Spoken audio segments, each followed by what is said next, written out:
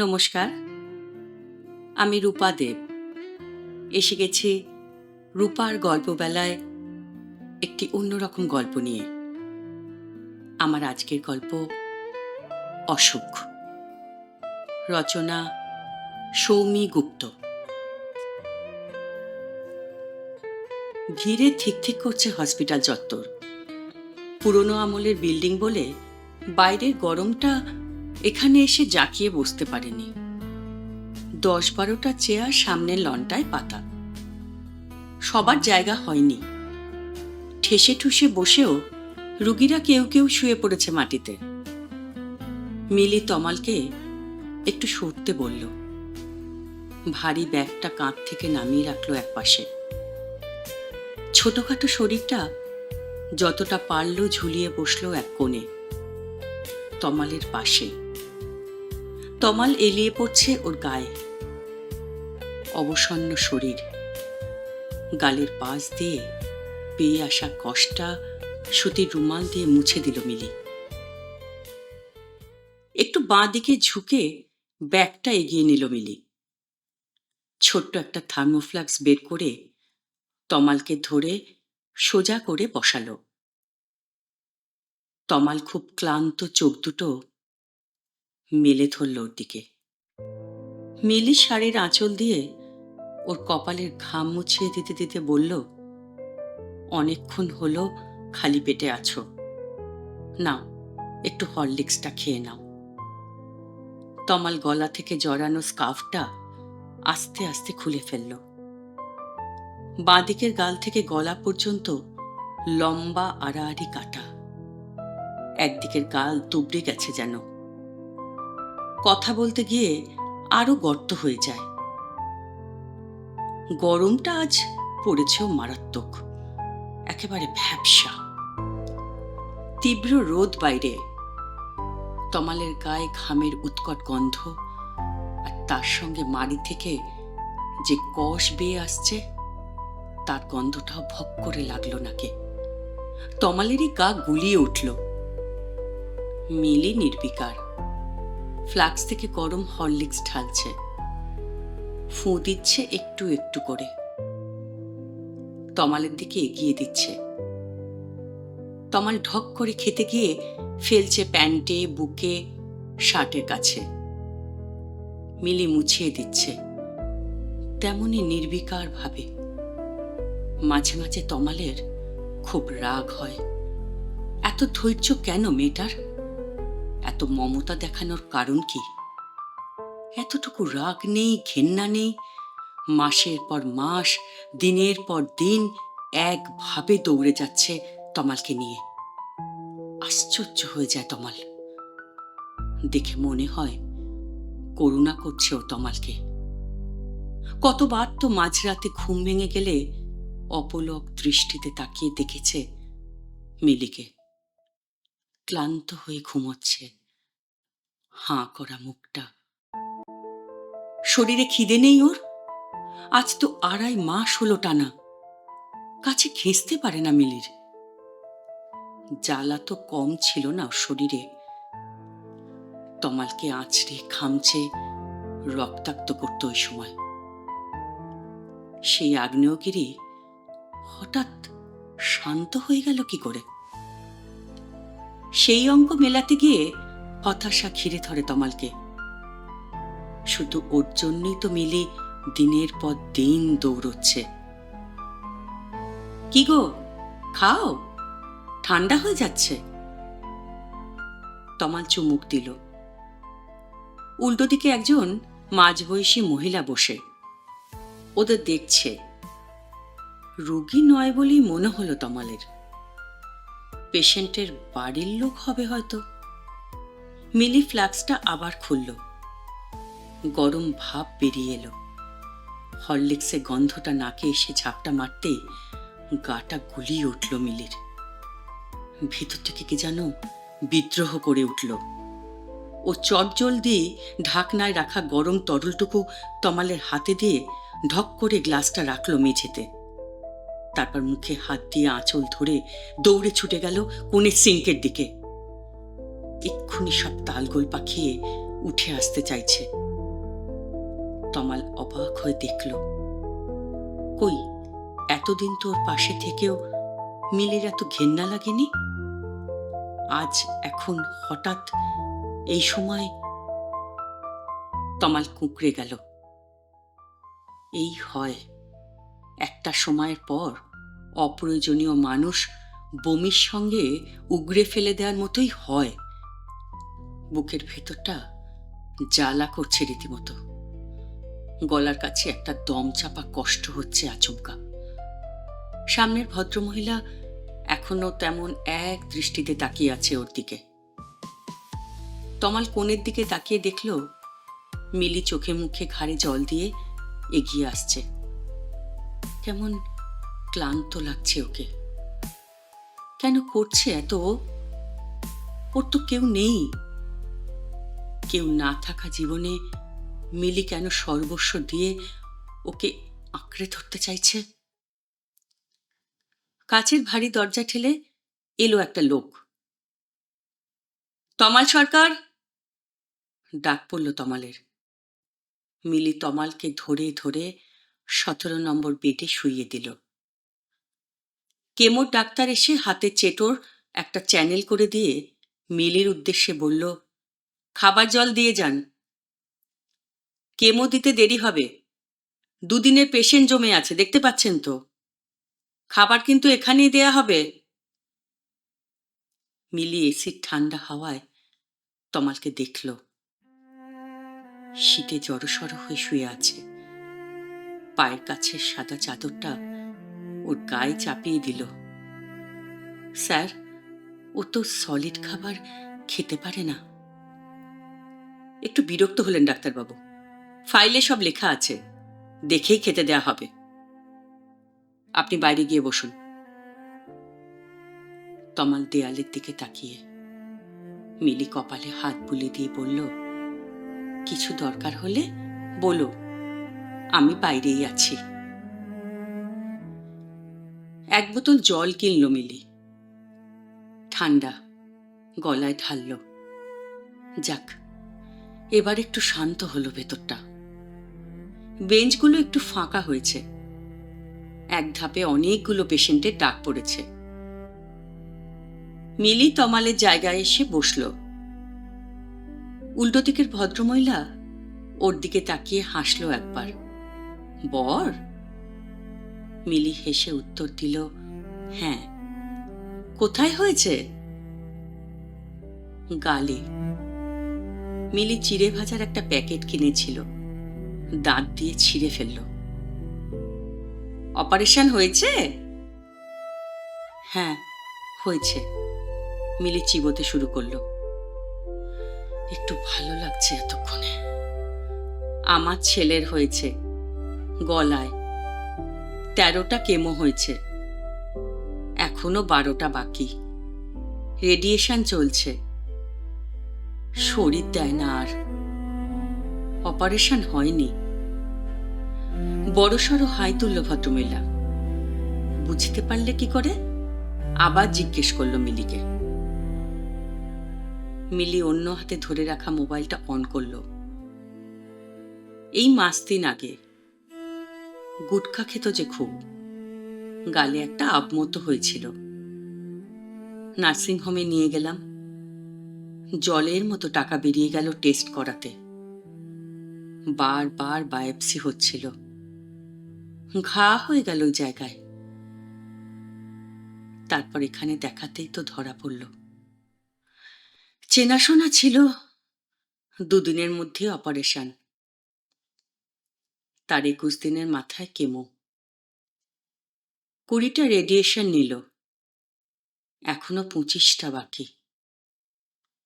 Chemo তো সবে 3টে হলো, মোট 17টা নিতে বলেছে। মিলির আর খেতে ইচ্ছে করছে না। 4-5 বার খেয়ে পেটটা ভাল লাগছে। তুমি আসো প্রতিবার? হ্যাঁ। আর তো কেউ নেই। কেন? ভাই বোন, বাবা মা? না, কেউ নেই। ও শুধু আমিই আছি। বাবা দ্বিতীয়বারের বিয়ে, কিন্তু ওকে দেখতে পারে না। আহারে, আর্দ্র হয়ে এলো ভদ্রমহিলার গলা। কতদিন হলো বিয়ে হয়েছে? মিলি হেসে বলল, এই তো পরের মাসে 1 বছর হবে। আহারে, এখনো বছর পেরোয়নি। কি যুদ্ধে নেমে পড়েছ গো মা?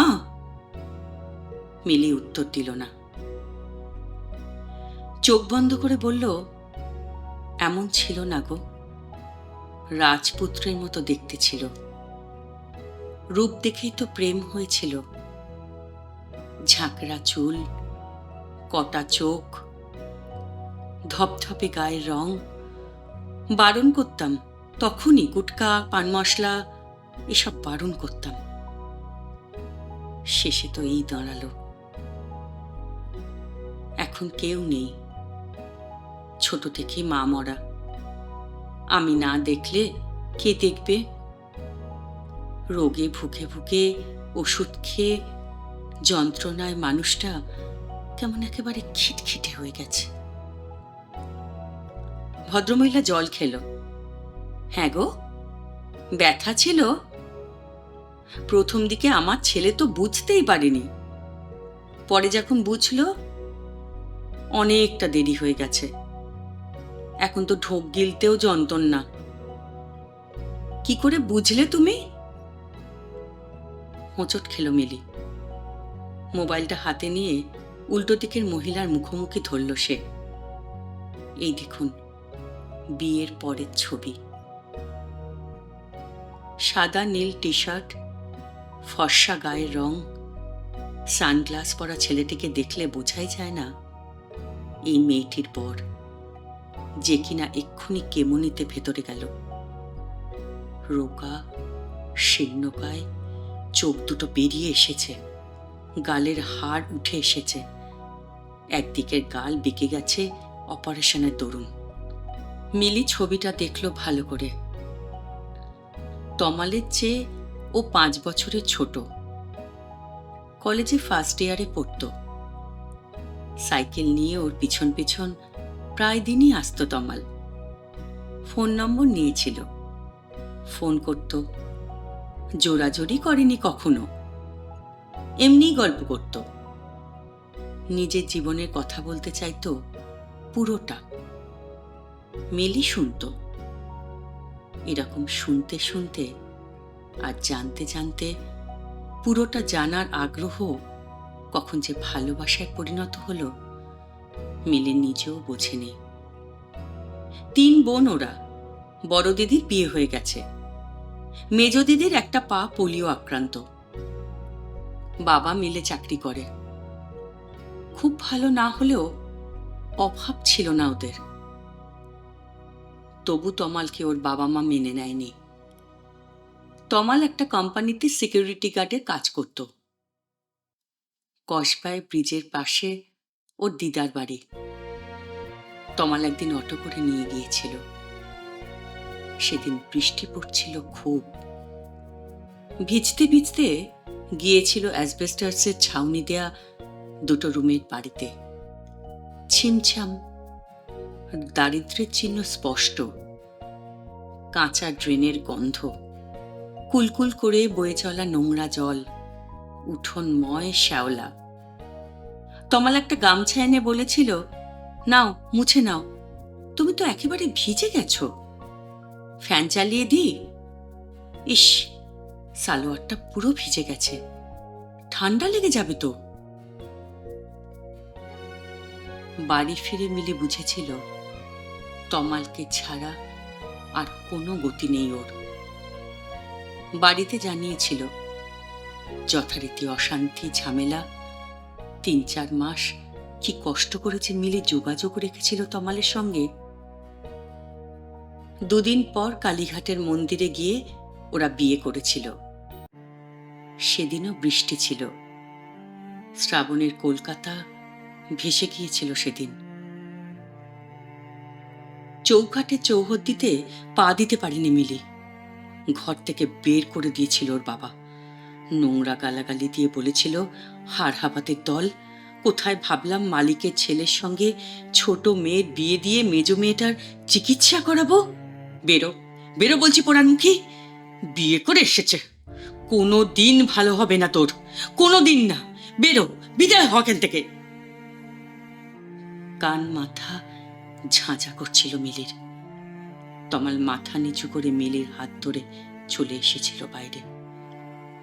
8টা মাস ভালোই ছিল ওরা। ছুটির দিনে ময়দানে যেত, রাস্তার ধারের 100 টাকা চাউমিন চিলি চিকেন কিনে বাড়ি এসে খেয়ে দুজনে দুজনের ওপর ঝাঁপিয়ে পড়ত। তখনও মিলি গুটকা খাওয়ার জন্য অশান্তি করত, কিন্তু তমাল শুনত না। প্রথম মিলি ধরেছিল তমালের মুখের বাঁ দিকের মাংসপিণ্ডটা। তমাল উড়িয়ে দিয়েছিল। তবুও মিলি মোবাইলের টর্চ জেলে এগিয়ে গিয়ে দেখেছিল, কই কই দেখি। চোয়ালের উপরে সাদা রঙের একটা আপ। 15 দিনের মধ্যে ওটা বেড়ে গিয়েছিল হু হু করে, ব্যথাও শুরু হয়েছিল। আর একটা সমস্যা দেখা দিয়েছিল সপ্তাহখানেকের মধ্যে। তমাল হাঁ করতে পারছিল না।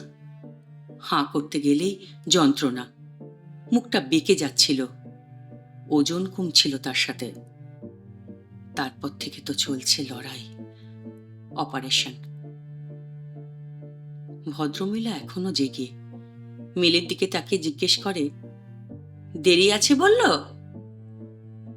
মিলি বলল, হ্যাঁ। আপনার ছেলে কখন ঢুকেছে? 11টায়। ইঞ্জেকশন শেষ হয়ে গেছিল, পরে এলো, তাই এত দেরি। খাবার দিয়েছে দেখলাম। তা বলছিলেন তো গলায় হয়েছে, খেতে পারে? মিলি জানতে চাইল। না না, কোথায়, রাইস টিউবে দেবে। তোমার বাড়িতে কি করে খায়? মিক্সিতে পেস্ট করে দিই। 19টা স্টিচ তো, সারতে সময় লাগবে। তবে ডাক্তার বলেছে সেরে উঠবে। মিলি মোবাইল স্ক্রল করে। ভাগ্যিস ছেলেপুলে হয়নি গো, না হলে তুমি করতেই পারতে না এত কিছু। দিনের পর দিন ছেলেপুলে হয়নি বলেই তো দৌড়তে পারছো মা, নয়তো সেরে উঠতে সময় লাগতো অনেক। মিলির শরীরটা আবার খারাপ লাগছে, গা পাক দিচ্ছে খুব। সিকিউরিটি গার্ড ঠিক সেই সময় ডাকলো, 17 নম্বর পেশেন্টের বাড়ির লোক কে আছেন? তমাল সরকারের বাড়ির লোক। পেশেন্ট বমি করছে, ফার্মেসি থেকে বমির ওষুধ এনে দিন। মাথাটা ঘুরছে মিলির, পা দুটো চলছে না আর। উঠে দাঁড়িয়ে এগোতেই ধপ করে বসে পড়ল। ক্ষীণ স্বরে বলার চেষ্টা করলো, এই তো আমি আছি। পারল না। ওই ভদ্রমহিলার গলা শুনতে পেল। আহারে, সকাল থেকে কিছু খায়নি মনে হয়, একা মানুষ, দৌড়ঝাঁপ করে, চোখে মুখে জল দিতে হবে, এরপর আবার রেডিয়েশনে যাবে। সরো তো দেখি, সরো সরো তোমরা। পুরোপুরি চোখ দুটো বন্ধ হয়ে গেল মিলির। খবরটা জেনেছিল 2 মাস আগেই, কাউকে বলতে পারেনি ও। মায়ের সঙ্গে ফোনে যোগাযোগ থাকলেও বলতে পারেনি, পরিস্থিতি ছিল না তেমন। তমালের সবে অপারেশন হয়েছে, কেমো চলবে, কে করবে সব? মিলি যদি আটকে পড়ে তবে তমালের কি হবে? বাথরুমে বসে ফুঁপিয়ে ফুঁপিয়ে কেঁদেছিল মিলি। কি করবে ও? বাবা তো বাপের বাড়ি ঢুকতেও দেয় না। একটা গেঞ্জি কারখানায় পাড়ার মিলনদা বলে কয়ে কাজে ঢুকিয়ে দিয়েছে। তমালের চাকরিটা অনিশ্চিতের দড়িতে ঝুলে আছে। অপারেশনটা ভাগ্যিস পাটি ধরে সরকারি হাসপাতালে হয়েছে। মাথা ঘুরে পড়ে গিয়েছিল। হসপিটালে অন্য একটা ঘরে বেঞ্চে শুয়ে রাখা হয়েছিল কিছুক্ষণ। একটু পরে উঠে বসেছিল। তমালের ছুটি হয়ে গিয়েছে তখন। অস্থির হয়ে উঠেছিল সে। ঘরে থাকতে থাকতে অসুখে ভুগে ভুগে আরো খিটখিটে সন্দেহপ্রবণ হয়ে উঠেছিল তমাল। আর সমস্ত রাগ গিয়ে পড়ত মিলির উপর। অথচ মিলি ঘুমিয়ে পড়লে কতদিন মিলি দেখেছে তমাল মাথায় সরু সরু আঙুল দিয়ে হাত বুলিয়ে দিচ্ছে। মিলি ধীর পা এসে দাঁড়িয়েছিল তমালের কাছে। খিচিয়ে উঠেছিল তমাল। এত দেরি হলো যে? খিদে পেয়েছে আমার। লিকুইড খাবার কতক্ষণ থাকে পেটে? মিলি বলল, ওই মাথাটা একটু ঘুরে গিয়েছিল, চলো বাড়ি চলো। তমাল মিলির কাঁধে ভর দিয়ে দাঁড়ালো। মাথার আর কি দোষ?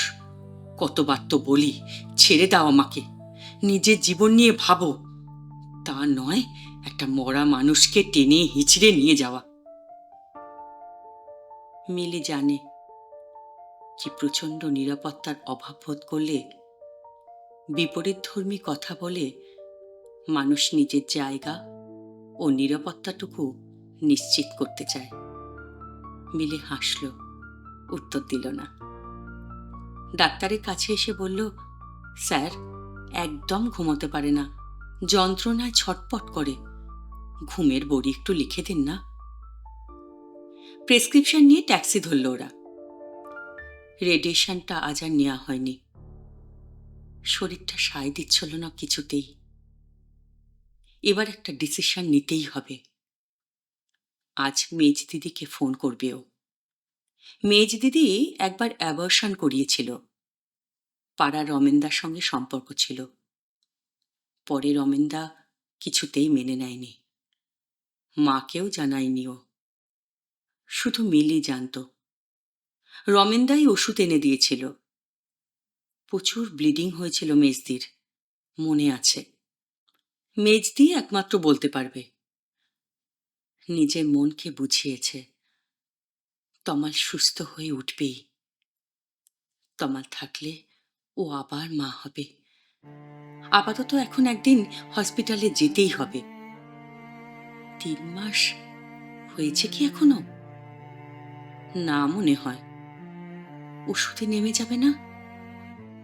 অ্যাবর্শন কি করতেই হবে? তেমন হলে টেনে হিঁচড়ে বের করতে হবে। দাঁতে দাঁত চেপে কান্নাটা গিলে নিল মিলি। তমালকে দেখে নিল সে। আজ খুব ধকল গেছে। ঘুমের ওষুধটা আজ আর দেয়নি তমালকে। ঘুমিয়ে পড়েছে মনে হচ্ছে। ফোনটা নিয়ে মেজ দিদিকে ফোন করলো মিলি। ফিস ফিস করে বলছে সবটা। মেজদি শুধু বলল, 3 মাস হয়ে গেলে ক্লিনিকে যেতেই হবে। ফোনটা রেখে দিল। খুব তাড়াতাড়ি ব্যবস্থা করবে ও। দেরি করা যাবে না। তমালকে সুস্থ করতেই হবে। তারপর মেয়ে হবে একটা। হবে না? ভগবান এই অপরাধটুকু ক্ষমা করবে না ওর? মাথার ভেতরটা দাউ দাউ করে চলছে তমালের। চুপি চুপি কাকে ফোন করলো? মেজদিকে? মিলি প্রেগনেন্ট? কার বাচ্চা পেটে ধরেছে ও? তমাল অসুস্থ হওয়ার সুযোগ নিয়ে কার সঙ্গে শুয়েছে মিলি? তাই জন্য এত দরদ, দয়া, যাতে তমাল বুঝতে না পারে। নয়তো এত অসুস্থ মানুষকে নিয়ে প্রতিনিয়ত টানাপোড়েন সয়েও এত শান্ত থাকে কি করে? এই তাহলে পেছনে পেছনে চলছে, লীলাক্ষেত্র। শরীরের ভেতর আর মাথাটা দাউ দাউ করে জ্বলে উঠল শেষের শব্দটায়। অস্থির লাগছে ওর। ঘুমটা এসেছিল ঠিক সেই সময় এমন কথা শুনেছে যে সারা জীবনের ঘুম উড়ে গেছে। একটা ঘুমের ওষুধ খাবে। ওষুধের স্ট্রিপটা হাতে নিল। মিলি অকাতরে ঘুমোচ্ছে। গলায় ঘাম চিকচিক করছে। মনে হচ্ছে গলাটা টিপে যদি মেরে ফেলা যেত এখন। নিজের শীর্ণ আঙুলের দিকে তাকালো। হঠাৎ মাথায় বিদ্যুৎ খেলে গেল। মিলি সকালে এই বোতলটা থেকে জল খায় না? মেপে মেপে রাখা 2 গ্লাস। প্রতিদিন, নিয়মে নড়চড় হয় না। তমাল কাঁপা কাঁপা হাতে ওষুধের স্ট্রিপটা থেকে সব কটা ওষুধ ফেলে দিল বোতলের জলে। বুদবুদ কাটল একটা। বোতলটায় নড়বড়ে হাত দুটো দিয়ে আস্তে আস্তে ঝাঁকুনি দিল তমাল। মিশে গেল পুরোপুরি। একটু সাদাটে রং। ঘুমের ঘোরে সকালে বুঝতে পারবে কি? অন্যদিন তো না দেখেই খায়। 15টা ওষুধ যথেষ্ট নয়? যথেষ্টই হবে, নিশ্চিত সে। মিলি না থাকলে ও আর একটা কেমোও নেবে না। কেমো না নিয়ে সরকারি জেলের হেফাজতে এই ভাইটাল স্টেজে কতদিন বাঁচা যায়? সে কটা দিন তমাল পারবে তো যন্ত্রণা সহ্য করতে? পারবে না? তাকে পারতেই হবে, পারতেই হবে।